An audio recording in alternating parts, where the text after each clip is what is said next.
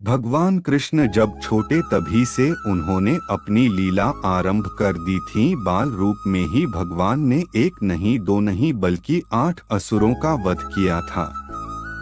जब देवकी और वसुदेव का विवाह संपन्न हुआ तो एक आकाशवाणी हुई। इस आकाशवाणी ने कहा था कि देवकी के गर्भ से जन्म लेने वाली 8वीं संतान कंस का वध करेगी। इस बात की जानकारी होते ही कंस ने दोनों को मथुरा के बंदीगृह में कैद कर दिया। इस बंदीगृह में कंस ने देवकी और वसुदेव की 7 संतानों का बारी बारी से वध कर दिया, लेकिन 8वीं संतान के रूप में जब श्री कृष्ण का जन्म हुआ तो भगवान की माया से वसुदेव ने कृष्ण को यशोदा के घर पहुंचा दिया।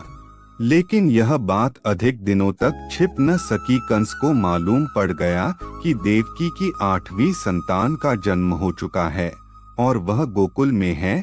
इसके बाद कंस ने कई राक्षसों को कृष्ण की हत्या करने के लिए भेजे, लेकिन कृष्ण ने कान्हा के रूप में इन सभी राक्षसों का वध कर दिया।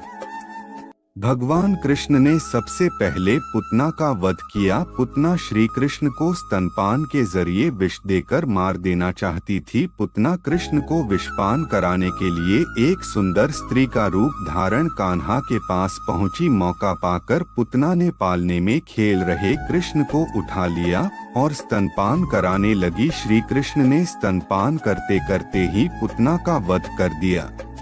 पुतना की मौत की खबर सुनकर कंस क्रोध से पागल हो गया और उसने बदला लेने के लिए तृणावर्त नामक राक्षस को भेजा। यह शक्तिशाली राक्षस था जो बवंडर का रूप धारण करके बड़े बड़े पेड़ों को भी उखाड़ देता था। तृणावर्त बवंडर बनकर गया और कृष्ण को भी अपने साथ उड़ा लिया। इसके बाद श्री कृष्ण ने अपना भार बहुत बढ़ा लिया, जिसे तृणावर्त भी संभाल नहीं पाया। जब बवंडर शांत हुआ तो कृष्ण ने गला दबाकर तृणावर्त को मार डाला।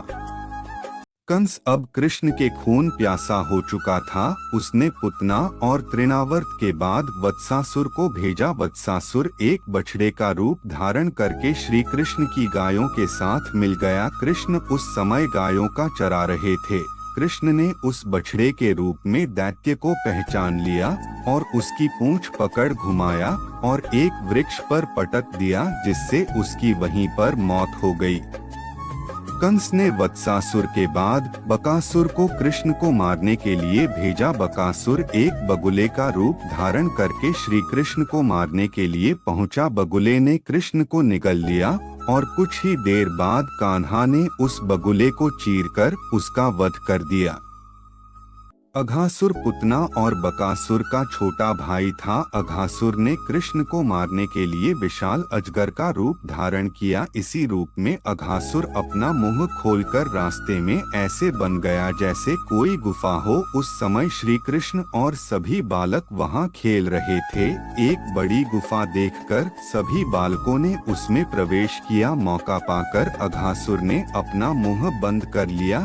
जब सभी को अपने प्राणों पर संकट नजर आया तो श्री कृष्ण से सबको बचाने की प्रार्थना करने लगे। भी कृष्ण ने अपना शरीर तेजी से बढ़ाना शुरू कर दिया। इस कारण अघासुर को सांस लेने में परेशानी होने लगी और अंत में भगवान ने उसका भी वध कर दिया।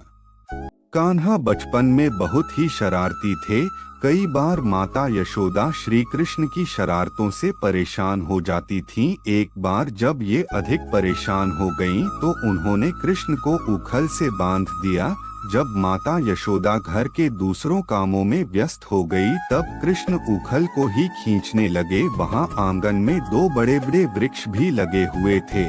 कृष्ण ने उन दोनों वृक्षों के बीच में उखल फंसा दिया और जोर लगाकर खींच दिया। ऐसा करते ही दोनों वृक्ष जड़ सहित उखड़ गए। वृक्षों के उखड़ते ही उनमें से 2 यक्ष प्रकट हुए, जिन्हें यमलार्जुन के नाम से जाना जाता था। ये दोनों यक्ष पूर्व जन्म कुबेर के पुत्र नलकूबर और मणिग्रीव थे। इन दोनों ने एक बार देवर्षि नारद का अपमान कर दिया था। इस कारण देवर्षि ने इन्हें वृक्ष बनने का शाप दे दिया। जिस बाल लीला के दौरान श्री कृष्ण ने वृक्षों को उखाड़कर इन दोनों यक्षों को मुक्ति प्रदान की। अगर दोस्तों वीडियो पसंद आई हो तो प्लीज वीडियो को लाइक शेयर और चैनल को सब्सक्राइब कीजिए।